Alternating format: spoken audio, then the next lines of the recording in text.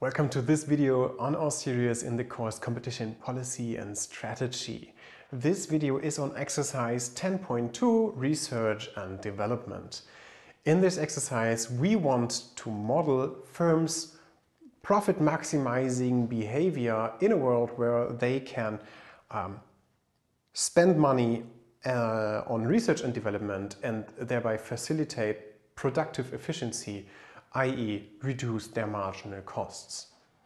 In order to analyze what happens in this situation where firms can invest, so spend money in order to reduce marginal costs, we want to tell the story of the model as follows. So there's two firms in this very simple world, and both firms have the same profit function or symmetric profit functions. And both of these firms' profits depends on their constant marginal costs, C1 and C2. For simplicity, we will abstract from any price or quantity setting behavior and will simply tell that both firms will make a constant revenue of 50, and that this constant revenue of 50 then is reduced by their own marginal costs and increased by their competitors' marginal costs, right? This reads pi j, so the profits of firm J, and the profits of firm J decrease in the marginal cost of production of firm J, and at the same time they increase in the constant marginal cost of production of their competitor. Okay, now these constant marginal costs are not fixed or are not deterministic, but instead both companies can spend some amount of money on research and development activities. And what we then see down here is that the marginal costs of these firms actually depend on the money they spend on this research and development activity. So the firms are able by spending some amount K1 and K2 or Ki and Kj on research and development. Through this, firms can reduce the marginal costs they face. And they can reduce this in a very special way because what is implicit in here is a spillover effect. So the constant marginal costs of some firm J are some constant minus the amount of spending on research and development, and these costs then for firm J are further reduced by some function of the spending of their competitor. And this some function, to be more precise, is simply the product of the spending of the competitor I and some constant beta, which we will, for the sake of this model, or assume to be in this interval between 0 and 1. So what this implies is the effect of the competitors' spendings on the marginal costs is non-zero but smaller than 1, right? So there is a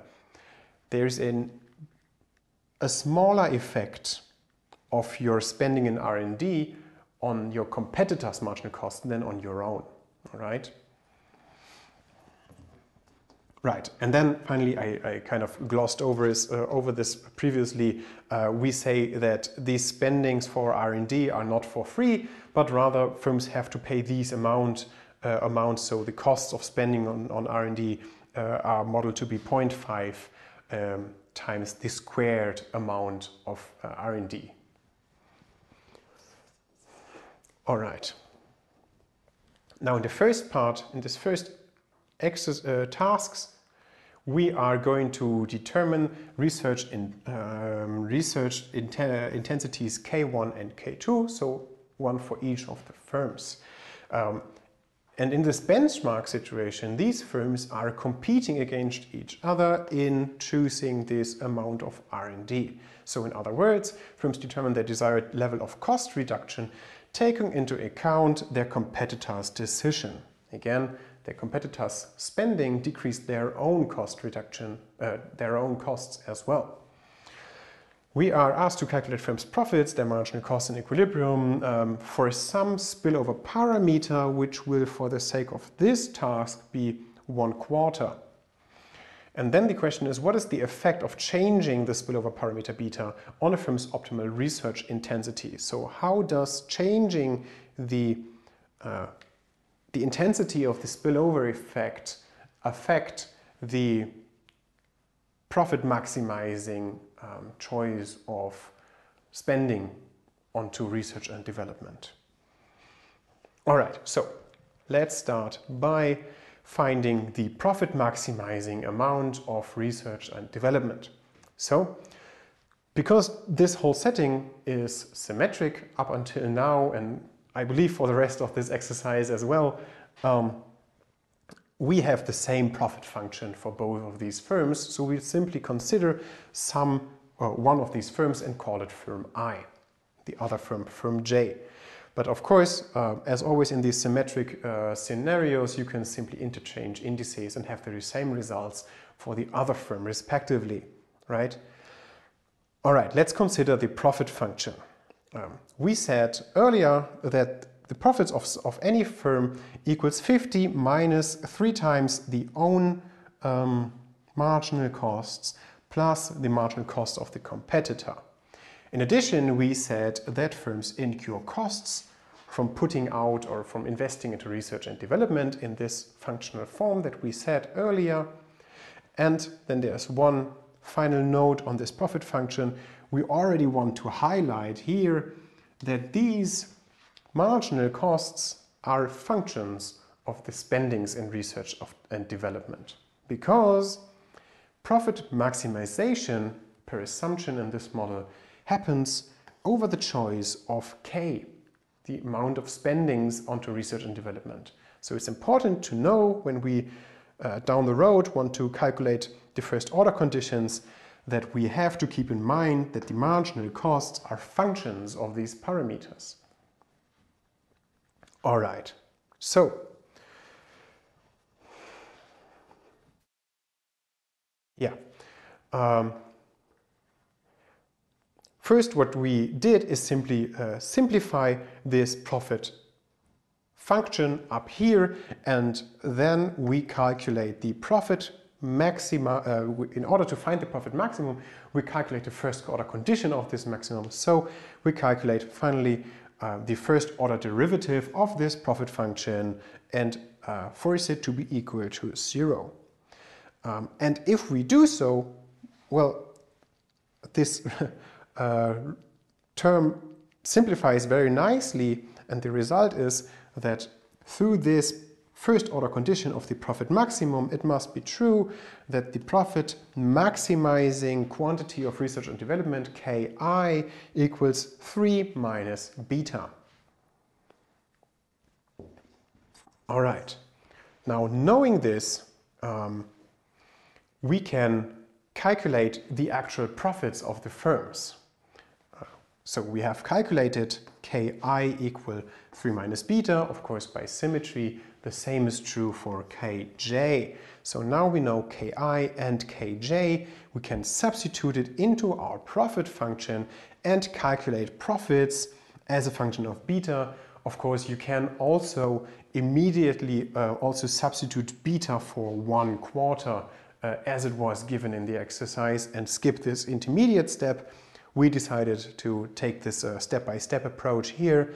So we can calculate for the equilibrium amount of Ki and Kj and the given assumed amount, quantity beta, 1/4.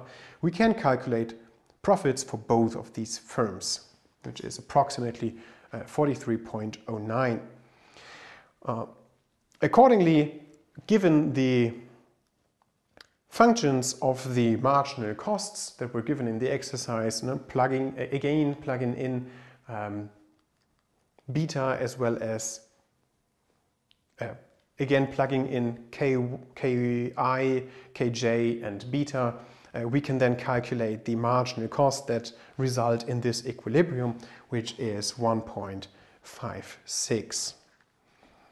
All right, so then finally the question was, what is the effect of changing the spillover parameter on a firm's optimal research intensity?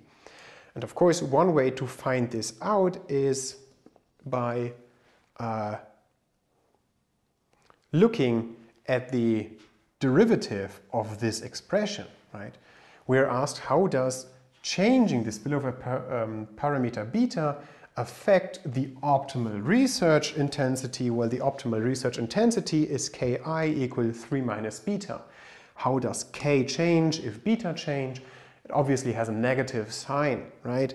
So we have stronger negative externalities. Research is reduced if beta increases, okay? If for a larger beta, K gets smaller.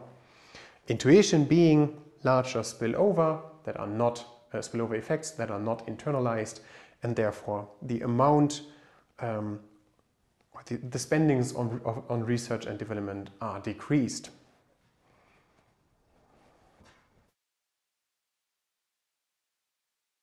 All right.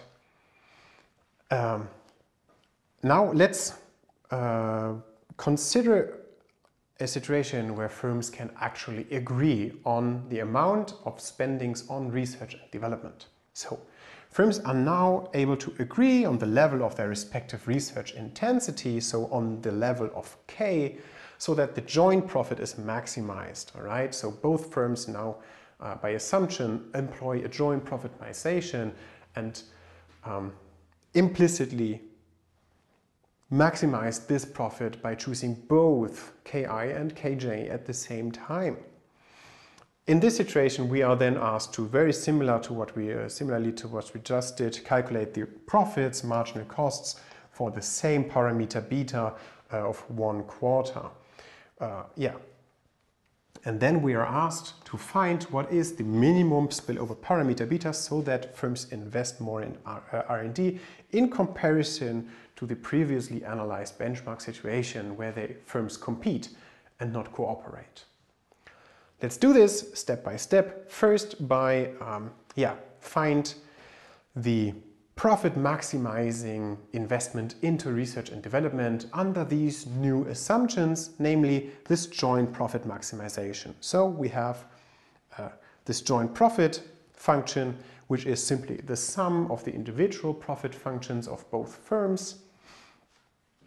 And then, as it is written on the exercise already, firms maximize this joint profit by the choice of the research intensities Ki and Kj. So what results from this is we have two first-order conditions for this profit maximum, one partial derivative of this joint profit function with respect to Ki, and then another partial derivative of this joint profit function, capital Pi, with respect to Kj. Of course, in this symmetric setting, both of these are exactly the same, just with an interchanged index, right? Just always keep these things in mind because they are very handy and you save a lot of work and effort.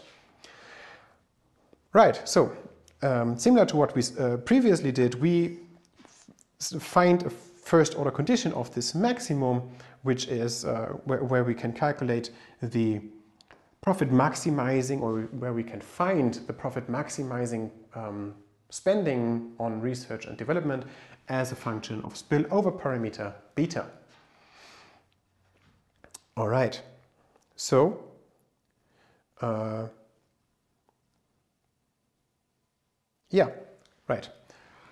because we know what beta is by assumption, we continue to assume that it is 1/4. We can then, of course, use this profit maximizing research quantity for a given beta of 1/4 in order to calculate the actual profits in the profit maximum, because we can calculate K for a given beta. So if we do so we have this profit function as a function of beta, we plug in beta into this profit function, and then we can calculate that the profits of both firms actually increase, right? Previously they were 43.09, now they are 43.125, and while profits increase, we also see that marginal costs increase, right? All right, so finally, or in the next step, after identifying this new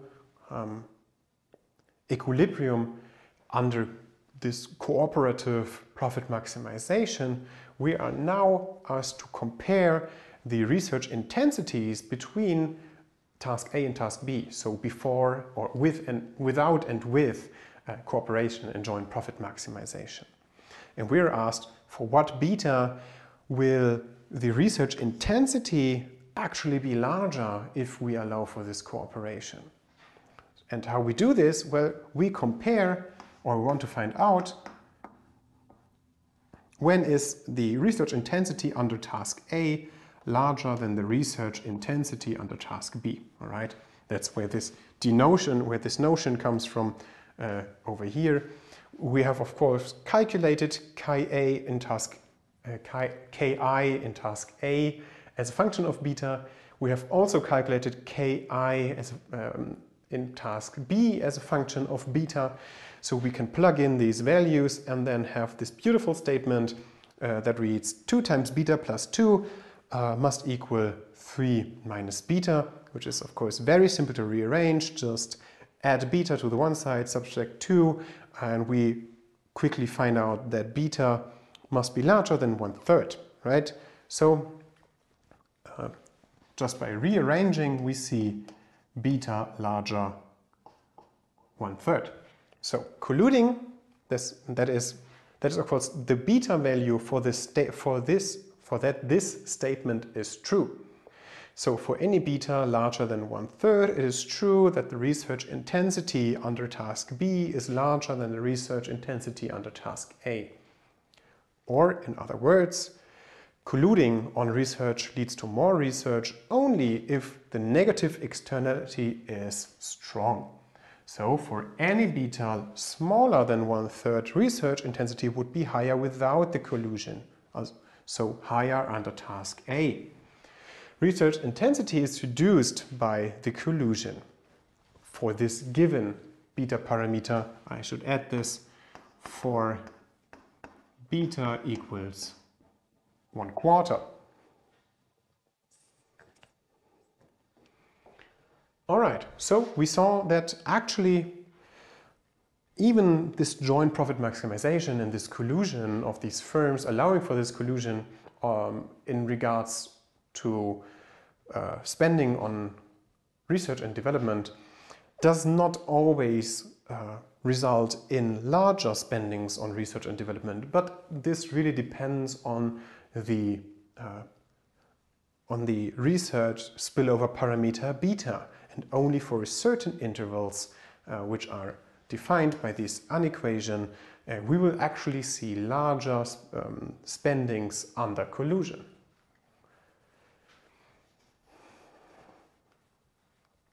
Now, finally, we are asked to assume that firms enter into a research collaboration, so even one step further.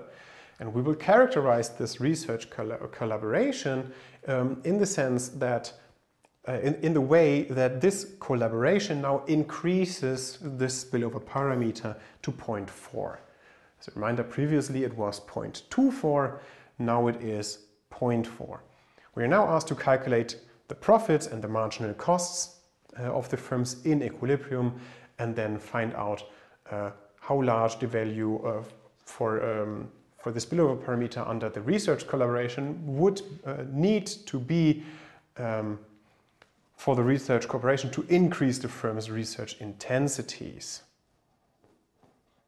All right, so let's start by stating the maximization problem. Of course, as I said, we are taking this even one step further in the sense that firms are still jointly maximizing their profits in this research collaboration.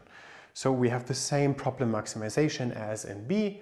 Of course, when we have the same maximization problem, we should see the same conditions in the maximum, namely the profit maximizing quantities of research and development are equal to 2 times beta plus 2.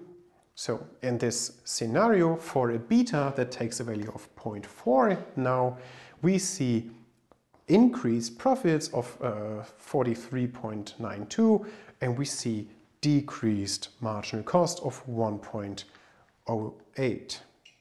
Oops, like this. All right. Now towards the last part of the question, let's compare, let's find the interval for which the research cooperation, the interval of the spillover parameter beta, for which the research cooperation will increase the firm's research activity. So very similar to what we did earlier, we now want to compare the research intensity under research cooperation with the research intensity under non-cooperation, so in the benchmark situation again. And similar to what we did earlier, we compare these two research intensities and can substitute for each of these parameters the profit maximizing research intensity that resulted from this whole profit maximization process, and which was a function of beta. All right.